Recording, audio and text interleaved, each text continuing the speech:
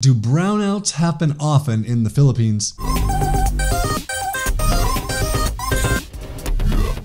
So let me give you some context. I remember when I went to the Philippines the first time, I was looking around. Actually, I've only been there once. It was in 2010. Walking down the street and you look up and you just see this massive, massive jumble power lines going through a power pole. And it's like, if there's ever a problem here, there's no way this gets fixed. Like someone dies trying to fix this because these power lines are all over the place. So that's kind of like a beginning perspective of how power works in the Philippines. So just to give you some background on brownouts. So in the early 90s, the Philippines government started privatizing the power industry in an attempt to try and introduce investments and get private companies building infrastructure. Smaller, big companies started popping up to start generating power, and this allowed the government to start focusing on building infrastructure and on developing it in more rural areas. So the first thing to know is that the infrastructure in big cities is way better than in rural places, although it's pretty good in rural places now. But if you're in Manila, in the Metro Manila area, which includes like Manila, Quezon City, your infrastructure is going to be really good. Same thing with Cebu City. It's going to be really, really good. As you get further out, it gets less good, but still, like, most of my people don't have problems, and they're in Mindanao, they're in Negros, they're in Iloilo, they're in Batangas, and most of the time, they don't have any problems at all. However, like once a year for a couple months, there are these rolling brownouts in some places. And the reason for this is simple. It's supply and demand. When the government privatized things, some of these companies, like, they were doing really well, and so they just did really well. And they didn't plan for population growth or population movements or for the added needs for electricity that would come given the internet and people working from home. So there's extra, and climate change even is included in this because the Philippines is so hot.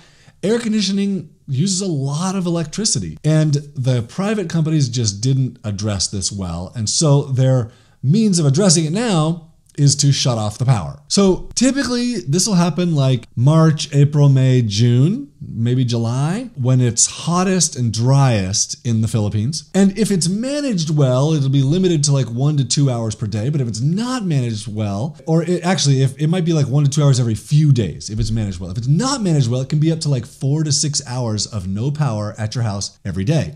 And they'll rotate this, like this part of the city is going to be their power turned off from this time to this time, and this part of the city is going to have it turned off from this time to this time, and they'll rotate that so it changes each day for when they're having their power turned off and for how long, and obviously the power companies are trying to manage it. It doesn't get done super well all the time. To me, obviously this is more common in rural areas because the more metropolitan it is, the better off their infrastructure is generally. If the summer is like really dry in the Philippines, like they have an El Nino, then it often leads to low water for the hydroelectric plants, which means less power. It means their geothermal plants are less efficient, which means less power.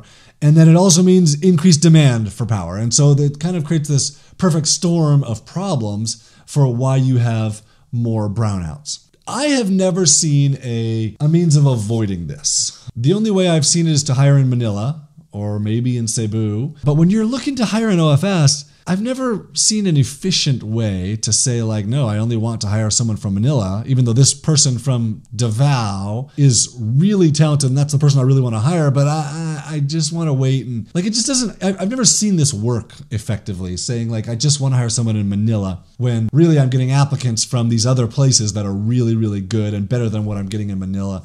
And then also salaries in big cities, Manila, Cebu, are usually significantly higher than in these other places. Part of that is because there's more work in those big cities. People are willing to accept less because there's just less work in these other cities where they have the brownouts. So in all of this, thankfully progress is being made. It's been a while since I've had someone affected by like 5-hour brownouts every day where the power's turned off for 5 hours every day. I used to see that, and I'm not seeing it as much anymore because renewable energy is taking over. There's a lot of solar going up in the Philippines. They are developing the infrastructure. The country recognizes the need to catch up and to be in the 21st century. Like, they're doing a really good job of improving this. So the brownouts are becoming less and less. Of course, If we have a really bad heat year there, then that may not be the case. So my advice is don't worry about this. The OFS you hire is very likely to work around this. Like they'll tell you, hey, sir, I'm sorry, during my shift today, the power went off for 3 hours, but don't worry, I'll make it up tonight or on Saturday. They're very likely to fix this, to solve the problem for you. They've grown up with this. They know it's an issue. They're ready to deal with it. So yes, brownouts happen. It's not like a major concern that I have when I hire, and I think it's something that you can kind of forget about until it happens and let them handle it and manage the process for you.